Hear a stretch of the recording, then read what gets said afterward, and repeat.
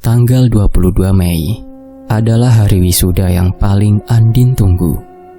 Semua hasil kerja kerasnya telah terbayar lunas dengan senyum dan kebahagiaan keluarganya, terutama pada ibu dan ayahnya.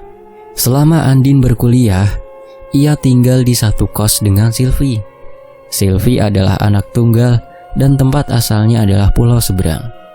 Dengan rasa penuh empati, Ibu Andin mengundang Sylvie untuk merayakan wisuda bersama di rumah mereka. Keluarga besar Andin banyak yang datang, makan malam, dan bermain kembang api sebagai simbol syukur atas selesainya pendidikan Andin dan Sylvie. Kalau sudah mengantuk, kamu tidur saja di dalam. Di kamar tamu atau kamar Andin juga boleh, ucap Bu Rere, Ibu Andin. Sylvie yang kepergok menguap itu langsung menggaruk lehernya canggung. Di hadapan mereka, ada sepupu-sepupu Andin, dan Andin sendiri yang tengah bernyanyi dengan suara sumbang yang berakhir menjadi bahan ejekan. Sylvie selalu merasa sungkan dan iri dengan keluarga harmonis Andin, karena ia adalah anak yatim piatu sejak umur 15 tahun dan tinggal bersama dengan keluarga dari ayah yang membuatnya tidak nyaman. Akhirnya, dengan keputusan bulat, ia berkuliah di pulau seberang dan memutuskan semua hubungannya dengan keluarga ayah dan ibunya, karena ia yakin ia bisa hidup dan berdiri dengan atau tanpa bantuan mereka. Maka dari itu, keluarga yang harmonis seperti keluarga Andin adalah impiannya untuk mengisi rasa kesepiannya. Iya tante, balas Sylvie dengan tawa kecil dan beranjak dari sana. Pukul 10 malam, keluarga Andin banyak yang sudah pulang. Andin sendiri tengah membersihkan bekas kulit kacang yang berceceran di lantai. Tiba-tiba, ia dipanggil masuk ke dalam kamar neneknya yang sudah sangat tua.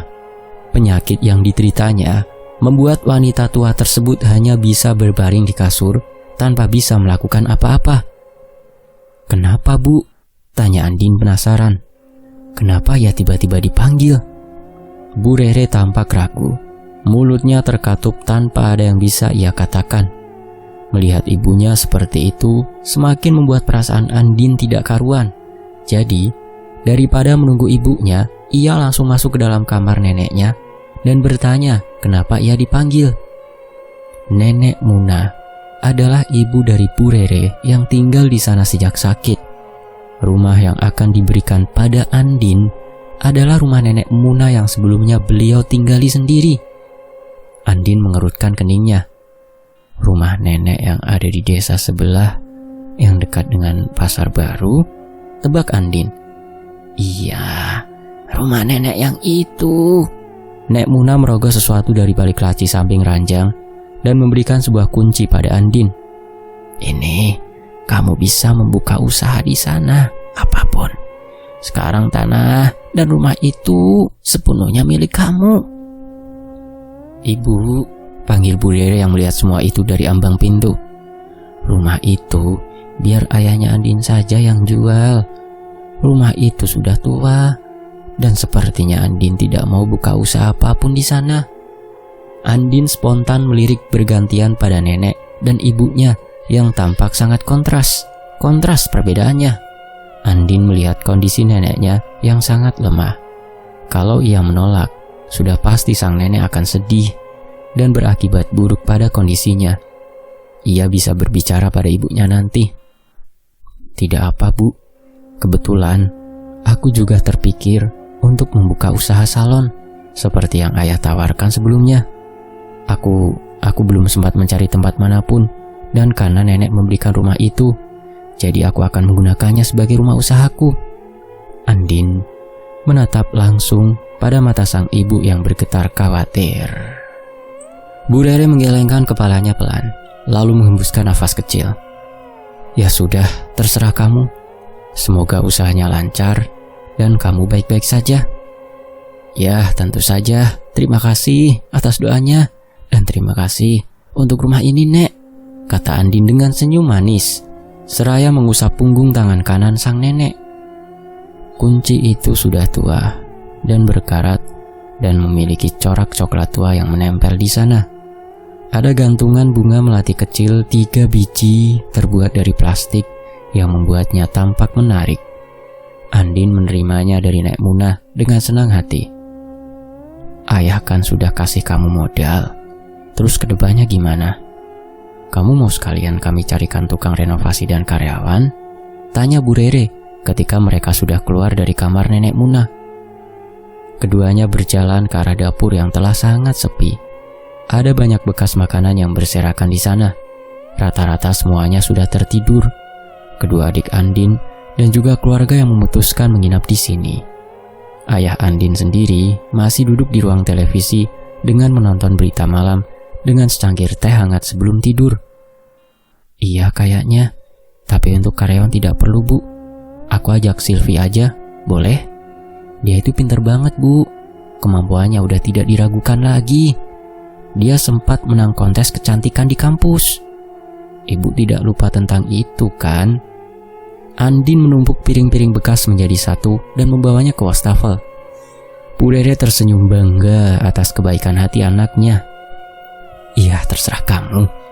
Alangkah baiknya kita memuliakan anak yatim. Semoga ini bisa menjadi jalan kesuksesan kalian dan semuanya dilancarkan. Amin, balas Andin dengan semangat. Setelah bersih-bersih, Andin membiarkan ibunya yang berbicara dengan ayahnya, sedangkan ia akan berbicara dan mengajak Silvi bekerja sama. Ketika Andin membuka pintu kamar yang remang-remang, ia menemukan Silvi yang sibuk dengan laptop di atas ranjang. Lah, aku pikir kamu udah tidur, buka Andin sembari menutup pintu kamar dan menghampiri Silvi. Silvi tertawa kecil. Tadinya memang ngantuk parah, tapi pas masuk ke kamar malah tidak bisa tidur, jadinya menyelesaikan deadline pekerjaanku saja. Andin menganggukkan kepalanya faham, seperti yang ia katakan pada ibunya. Jika Silvi memang anak yang pintar, ia sudah bekerja secara freelance di sebuah perusahaan akuntan dan bisa saja ia bekerja secara offline jika gadis itu bersedia. Aku tidak mau basa-basi, ucap Andin dengan menempatkan diri di depan Silvi. Ia memeluk boneka beruang kesukaannya dan kembali meneruskan kalimat. Kamu mau tidak buka usaha sama aku? Perhatian Silvi langsung tertuju pada teman seperjuangannya ini. Usaha apa? Andin dengan semangat menunjukkan kunci bergantungan bunga melati pada Silvi. Nenek berikan bekas rumah rukonya sama aku. Kebetulan juga ayah kemarin nawarin mau kasih modal buat usahaku. Jadi apa salahnya diambil? Semua ini sudah biasa bagi Silvi. Selain ramah, keluarga Andin juga sangat suportif dalam hal apapun. Tak heran jika ia langsung punya tujuan setelah lulus kuliah. Mau buka usaha apa? Tanya Silvi. Lalu Andin dengan tawa menjawab, salon. Apalagi melihat raut wajah Silvi yang kaget dengan jawabannya. Ini bisa jadi peluang buat kamu jadi make up artis terkenal. Ayo mulai dari bawah sama aku. Keduanya berteman karena cocok dalam segala hal. Dan yang satu ini, keduanya lebih dari cocok. Jadi, tanpa menunggu lama renovasi langsung dilakukan. Dan pada akhir bulan Mei, semuanya sudah selesai. Andin dan Silvi yang memantau langsung semuanya tanpa terkecuali. Bahkan sampai membeli peralatan salon, mereka turun tangan sendiri. Pada tanggal 1 Juni salon itu dibuka. Orang yang datang juga lumayan banyak. Diskon hari pertama dipajang dengan kertas besar di depan jalan. Siapapun akan langsung melihatnya, karena salon tersebut berada di titik tengah persimpangan. Salon dengan nama Salon Cantik itu memiliki 2 lantai. Lantai dasar adalah tempat seluruh kegiatan salon berada. Sedangkan di lantai 2 ada 2 kamar. Satu kamar untuk keperluan make up borongan dan satunya tempat istirahat. Ada kasur kecil dan juga tempat masak. Dibuka pukul 8 pagi dan tutup pada jam setengah 10 malam. Silvi dan Andin langsung lemas, tidak berdaya setelah pelanggan terakhir pergi. Sylvie segera menutup pintu kaca tebal salon dan memasang tanda tutup. Capek banget sumpah. Orang-orang tahu dari mana sih kalau lagi diskon 50%? Kan jadinya banyak yang datang, gerutu Andin dengan wajah masam. Sylvie tergelak dan melempar satu bantal sofa pada Andin. Gak gitu kali konsepnya. Orang kalau rame mah seharusnya seneng. Lah, kowe kok malah nesu? Tidak usah kowe-kowe, aku tidak tahu bahasamu, balas Andin melemparkan kembali bantal sofa tersebut pada Sylvie. Setelah meluruskan punggung sebentar, keduanya mulai bersih-bersih peralatan dan akan segera pulang. Namun, ketika Sylvie akan mematikan lampu utama, ia mendengar bunyi tetesan air dari tempat pencucian rambut. Gadis itu mengamati ke atas plafon, takutnya ada yang bocor atau kerusakan yang lainnya. Tapi, tidak ada yang ia temukan di sana. Tempat pencucian rambut itu berada di bagian paling pojok dekat tangga menuju lantai 2, sedikit merujuk ke dalam dan tempatnya sedikit terisolasi. Aku salah dengar kali ya, gumam Sylvie dengan mengeratkan genggaman ponselnya di tangan. Baru sedetik ia mengatakan hal itu, tetesan air itu kembali terdengar. Tes. Semakin terdengar jelas. Bahkan ketika Sylvie menunduk mengamati lantai yang kering, gadis itu merasa ada yang basah di lehernya. Ketika ia mendongakkan kepala, tepat di atasnya air keruh menetes demi tetes. Namun, sejauh apapun Sylvie mengamatinya, ia tidak menemukan adanya titik basah. Tes. Tetesan air membasahi hidung Sylvie. Keningnya langsung berkerut dan perutnya mual. Gadis itu segera mengusap wajahnya dengan kasar. Air apa ini? Bau banget, katanya dengan cepat menghapus jejak air rembesan itu padanya. Baunya amis menusuk, seperti air sisa bangkai daging yang telah membusuk. Sil, ayo, teriak Andin dari luar ruko. Gadis itu tengah berdiri di depan pintu luar dengan bersandar di dinding. Pandangannya terarah pada jalanan 2 arah yang tepat di depan pintu rukonya. Semuanya sepi, keheningan, tanpa suara hewan sama sekali. Aneh banget. Ini tidak ada jangkrik atau hewan malam yang beraktivitas. Kayaknya dingin.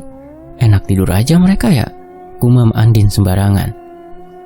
Rumah-rumah di samping rukonya adalah rumah-rumah zaman dulu yang rendah, kecil, tapi panjang. Rata-rata di sini yang tinggal adalah orang tua. Sedangkan di dekat pasar baru sana, baru rumah yang berdiri belum lama dan kebanyakan anak muda. Itu sebabnya banyak sekali yang datang ke sini untuk mendapatkan diskon pembukaan.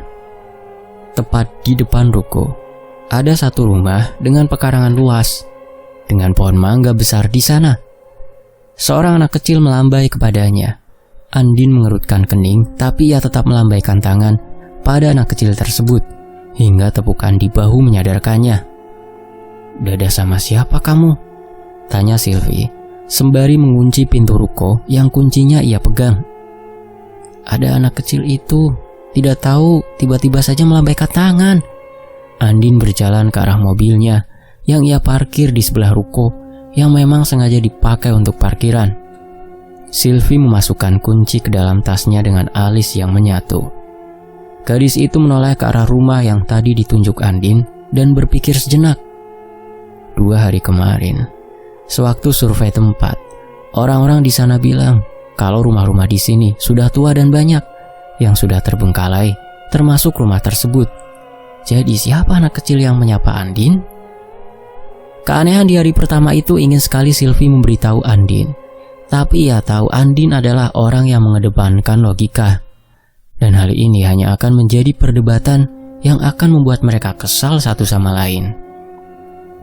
Sylvie yang masih mencoba untuk berpikir positif dan menyimpan semua cerita dalam benaknya. 5 hari kemudian, keanehan masih terjadi. Dan yang paling menjengkelkan adalah hanya Sylvie yang mengalaminya. Seperti saat ini, salon memasuki waktu makan siang selesai dan mulai sepi. Hanya ada 1-2 pelanggan yang ditangani oleh Andin sendiri, karena Sylvie tengah berkutat dengan laporan keuangan yang belum rampung. Satu pelanggan selesai dan langsung pergi ke meja resepsionis. Sylvie menyingkirkan laptopnya dan melihat pelanggan di depannya. Wajahnya yang awalnya penuh senyum langsung turun dan terdiam. Pelanggan wanita itu menyerahkan selembar uang yang langsung diambil oleh Sylvie dan memberikan kembalian. Wanita tersebut tengah hamil besar. Wajahnya pucat, rambutnya pendek, dan matanya merah dengan ekspresi datar. Matahari masih bersinar terang, tapi setan berani muncul. Sylvie hanya bisa terduduk kaku di kursi setelah pelanggan itu pergi. Kedua tangannya bergetar dan dadanya berdegup dengan kencang. Sepertinya ia harus membicarakan hal ini pada Andin. "Sil!" Teriakan dari Andin membuat Sylvie terlonjak dari tempatnya. Ia berdiri dan menghampiri Andin yang ketakutan. "Demi Tuhan!" jerit Sylvie histeris. Ia segera berlari mematikan saklar listrik dan menatap kekacauan yang ada. "Saya tidak mau tahu. Kamu harus tanggung jawab. Rambut saya hangus. Kepala saya ini juga kayaknya terluka. Sakit banget." Insiden yang sangat tidak terduga. Awalnya hanya tercium bau hangus yang memang tidak begitu pekat. Jadi Andin santai saja. Tapi ketika ia mulai mencatok rambut pelanggan tersebut, suhu catok tiba-tiba naik tidak wajar. Ketika catok itu menyentuh rambut, tentu saja langsung terbakar dan catok tersebut menempel di kulit kepala pelanggan. Sylvie segera akan membersihkannya dan menyelimuti kepala pelanggan dengan handuk basah. Ia berulang kali meminta maaf akan mengganti rugi sepenuhnya. Berbeda dengan Sylvie yang mencoba menenangkan pelanggan, Andin malah terpaku melihat pada kaca yang ada di depannya. Ada bayangan lain yang muncul di sana. Seorang anak kecil kemarin yang melambaikan tangan kepadanya dari rumah depan ada di sana, duduk dengan tenang di atas meja rias. Kaca beruap. Padahal suhu ini tidak lebih dingin dari hujan deras di luar sana. Tercium juga bau amis menusuk hidungnya. Secara perlahan, Andin merasakan bulu kuduknya meremang. Ketika anak kecil itu balas menatapnya dari balik kaca dan tersenyum lebar kepadanya, memperlihatkan giginya yang runcing, lidah panjang, serta kepalanya berputar 360 derajat. "Andin!" Sylvie yang sudah menyelesaikan permasalahan dengan pelanggan itu menghampiri Andin yang berdiri kaku di tempat yang sama. "Kamu ini kenapa? Sakit? Kalau lagi tidak enak badan, kita tutup saja salonnya lebih cepat. Dari kemarin kita sibuk banget. Kayaknya kamu butuh istirahat." "Sil, kalau aku bilang ada yang aneh dengan tadi, kamu mau percaya nggak?" Pertanyaan itu membuat Sylvie terkejut. "Kamu juga ngerasain ada yang aneh dengan rumah ini?" "Iya, aku tadi sudah benar-benar pastiin kalau catokannya tuh tidak terlalu panas. Tapi tiba-tiba aja gitu kebakar. Dan aku melihat anak kecil yang hari pertama menyapa aku dari rumah depan duduk di sini sambil nunjuk. Dia serem banget." Sylvie menghela nafas kecil. Ia berjalan kembali ke meja resepsionis dan mengambil sebotol air dan memberikannya pada Andin. "Setelah kamu tenang, kita bicarakan ini ya." Pada akhirnya mereka menutup salon lebih awal pada jam 3 sore. Keduanya duduk di kursi resepsionis dan memasang wajah serius. Sylvie mulai menceritakan keanehan yang ia alami. Dan ia juga menambahkan satu fakta yang baru ia sadari kemarin. "Kamu paham tidak sama posisi rumah ini? Rumah ini tuh persis banget menghadap dua arah jalan. Dan posisi kayak gini sering disebut rumah tusuk sate. Kamu jelas tahu dong itu kayak gimana. Kebanyakan rumah tusuk sate itu tempat buang sial, tempat energi negatif berkumpul. Kebanyakan tempat kayak gini tuh tidak bakal ada yang mau menempati."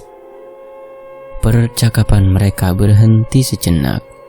Setelah penjelasan Sylvie yang panjang, Andin tertegun dengan tubuh yang merinding tiba-tiba. Ia menggosok kedua tangan di depan wajahnya dan mencoba mengingat sesuatu. "Sebelum jadi rumah nenek, ini sebelumnya tempat apa, Andin?" tanya Sylvie. Pupil Andin melebar. Kata ibu, sebelumnya rumah ini jadi tempat nenek praktek. Kening Sylvie terlihat bingung. "Hah? Praktek apa?" "Praktek dukun bayi," bisik Andin teramat pelan. Tapi keheningan yang menyergap mereka membuat Sylvie mendengar jelas jawaban Andin. Keduanya terdiam cukup lama, sama-sama mengarungi pikiran mereka yang bercabang kemana-mana. "Aku mengucapkan terima kasih banyak, dan aku sangat menghormati kamu dan keluarga kamu, Din. Aku berterima kasih banget sudah diberikan tempat di keluarga kalian dan mempersilahkan aku untuk ikut usaha kamu. Tapi aku takut, aku tidak yakin usaha di tempat ini akan berjalan lancar. Yang tadi mungkin hanya awalan untuk kedepannya." Sylvie menggenggam tangan Andin yang dingin dan berkeringat. Andin sebenarnya tidak terlalu percaya dengan hal-hal seperti ini, tapi mengalami dan melihatnya secara langsung membuatnya mau tidak mau harus percaya. "Aku juga berterima kasih banget.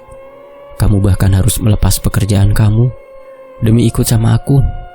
Tapi aku mohon, demi menghormati nenek, hanya sampai 1 bulan saja. Hanya 1 bulan. Setelah itu aku akan cari tempat lain, oke?" Andin menatap Sylvie dengan sungguh-sungguh. Sylvie tidak akan pernah bisa menolak permintaan Andin, dan ia menganggukkan kepala menyanggupinya. "Hanya 1 bulan, oke? Hanya sampai 1 bulan." Andin tersenyum bersemangat dan mengangguk kepalanya cepat. "Hanya 1 bulan," ulangnya kembali. Pada tanggal 15 Juni mendatang, salon mereka mendapatkan pelanggan yang ingin menyewa jasa make up mereka untuk acara keluarga. Mereka akan datang sangat pagi dan Sylvie serta Andin mengambil keputusan untuk menginap di ruko. Selain menghemat waktu, mereka juga harus mempersiapkan banyak hal untuk klien mereka yang berjumlah 7 orang. Pukul 11:03 setelah menutup salon, Andin memasuki kamar mandi untuk bersih-bersih dan Sylvie terbaring dengan rasa lelah di atas ranjang lantai 2 di malam itu. "Jangan lama-lama, aku pengen mandi juga, Andin," teriak Sylvie, paham tabiat Andin yang mandinya sangat lama. "Berisik," balas Andin dari dalam kamar mandi.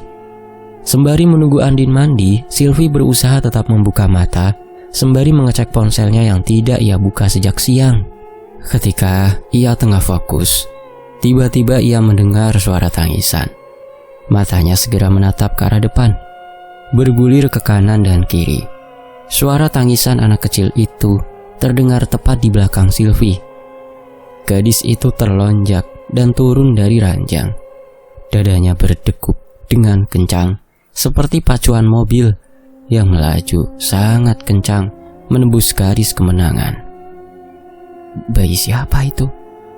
Pertanyaan itu menggema di kepalanya, dan sekali lagi ia ingatkan, jika di deretan rumah tua di samping mereka hanya ada orang tua dan rumah-rumah kosong. Tidak ada anak muda, apalagi bayi. Suara tangisan dan rengekan itu kembali datang. Terdengar seperti datang dari balik dinding yang padat. Suaranya menggema, dan Sylvie refleks berjalan mundur perlahan. Sedangkan di dalam kamar mandi, Andin baru menyelesaikan bersih-bersih dan akan menggulung rambut basahnya dengan handuk. Tatkala ia berjalan ke arah wastafel dan berdiri di depan cermin, ia melihat dari bantulan cermin ada seorang wanita hamil yang berdiri tepat di belakangnya. Spontan, Andin berbalik badan, tapi tidak ada siapapun di sana. Tenggorokan Andin terasa tercekat tatkala ia kembali berbalik menghadap cermin, dan di sana terlihat seorang wanita hamil dengan perut terbelah, menganga lebar, dan darah mengucur. Siapa kamu?" Andin berusaha mengendalikan dirinya.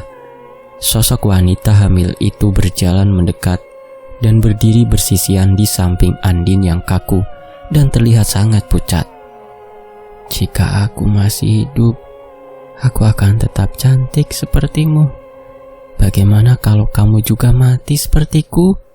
Mata Andin membelalak, tubuhnya meremang hebat, dan perutnya terasa mual. Seluruh badannya tidak bisa digerakkan. Ia ingin kabur dan pergi dari sini.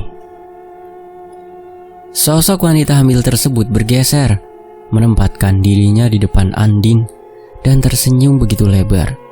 Matanya putih melotot, kemudian berteriak sangat kencang. "Ah!" Andin juga spontan berteriak tak kalah keras. "Ah!" Beberapa saat kemudian, Andin bisa mengendalikan dirinya dan berlari keluar dari kamar mandi. Ia abaikan handuk yang terjatuh dan rambutnya yang masih basah. Ketika pintu terbuka, Andin bertabrakan dengan Sylvie yang berwajah pucat pasi. Keduanya sudah mengambil ancang-ancang akan menangis. Tapi Sylvie mencengkram pundak Andin dan berkata, "Kita harus segera keluar dari sini." Andin menganggukkan kepala cepat. Tanpa menjawab apapun, keduanya langsung mengemasi barang-barang mereka dan akan pergi keluar kamar. Andin yang berjalan di belakang Sylvie tiba-tiba menghentikan langkahnya. Pintu tertutup begitu keras sebelum Andin keluar dari sana. "Sylvie, Sil, buka pintunya! Pintunya buka!" jerit Andin tidak karuan. Tolong! Rasa takut begitu hebat merenggutnya. Ia gedor pintu dengan keras berulang kali, seraya berteriak meminta tolong. Andin merasa ada seseorang yang berdiri di belakang, dan tepat saat ia berbalik badan, sosok wanita hamil itu tengah merangkak di lantai di dekatnya. Kali ini, Andin bisa melihat dengan jelas perut wanita tersebut terlihat menganga lebar, sobek memanjang dari dada hingga paha. Rambutnya panjang kusut, ikut terseret dengan darah yang menggenang di sana. Luka di perut itu terlihat kasar, seolah dirobek paksa tanpa berniat menutupnya kembali. Andin semakin menempelkan dirinya pada pintu dan mengguncang kusen pintu dengan serampangan. Kakinya terasa lemas dan aliran darah adrenalinnya memacu dengan sangat deras. "Tolong, aku tidak melakukan apapun yang mengganggu kalian. Tolong lepaskan aku, lepaskan." Andin tidak bisa membendung tangisannya. Ia jatuh terduduk dan sosok wanita itu berhenti merangkak di depannya. Wajah mereka hanya tersisa beberapa senti. Mulut kering itu terbuka dan berkata, "Semuanya pasti ada balasannya." Tepat setelah teriakan itu, suhu udara di dalam kamar naik drastis. Aliran listrik saling berbenturan, memercikan api biru yang merambat dan membakar peralatan yang mudah terbakar, dan sosok wanita itu perlahan lenyap ditelan api. Sebelum gelap menjemput, yang terakhir Andin ingat adalah pintu yang dibuka susah payah dan ia ditarik keluar dari sana. Berbeda dengan Andin yang terkunci di dalam kamar, Sylvie malah terus berlari ke lantai bawah dan segera membuka pintu salon dengan kunci yang ia pegang. Namun anehnya, pintu sama sekali tidak bisa terbuka. Sylvie yakin ini kuncinya, tapi kenapa susah sekali? "Andin, ini kenapa kuncinya tidak bisa dibuka?" Tapi sesaat kemudian, Sylvie menyadari jika yang sedari tadi berlari bersamanya bukanlah Andin, melainkan sesosok anak kecil bergigi runcing yang merangkak di atas plafon ruangan. Sylvie melihat ke sekelilingnya, tidak ada Andin. Ia sangat yakin ia berlari dengan Andin, tapi sekarang di mana sahabatnya itu? "Kalian ini siapa?" teriak Sylvie dengan sisa keberaniannya. "Kami ini tidak pernah ganggu kalian. Kenapa kalian ganggu kami?" Protes itu malah disambut dengan tangisan nyaring yang mengiris telinga Sylvie. Gadis itu menutup kedua telinganya dengan sangat erat. Kepalanya mendongak menatap lampu salon yang memang sengaja dinyalakan sampai besok mulai berkedip-kedip dengan cepat. Mati, hidup, dan begitu seterusnya. anak-anak kecil dengan lidah panjang merangkak di atas plafon. Tidak hanya satu, tapi banyak sekali. Semakin banyak yang mendekati Sylvie, semakin nyaring juga tangisan mereka yang tumpang tindih. Sylvie berjongkok dengan rasa sakit yang luar biasa di telinganya. Sepersekian detik, selain suara tangisan, ia juga mendengar suara percikan-percikan kecil yang menyala di sudut ruangan. Lama-kelamaan, percikan itu berubah menjadi api yang langsung memadamkan lampu salon. Kegelapan digantikan dengan cahaya merah api yang membara. Sylvie mencoba membuka pintu salon lagi dan berhasil. Sebelum ia melangkah keluar, ia ingat jika Andin masih ada di dalam. Masa bodoh dengan apa yang akan ia dapatkan nanti, gadis itu kembali masuk ke dalam, menerobos barisan anak kecil yang ada di sana dan menaiki tangga.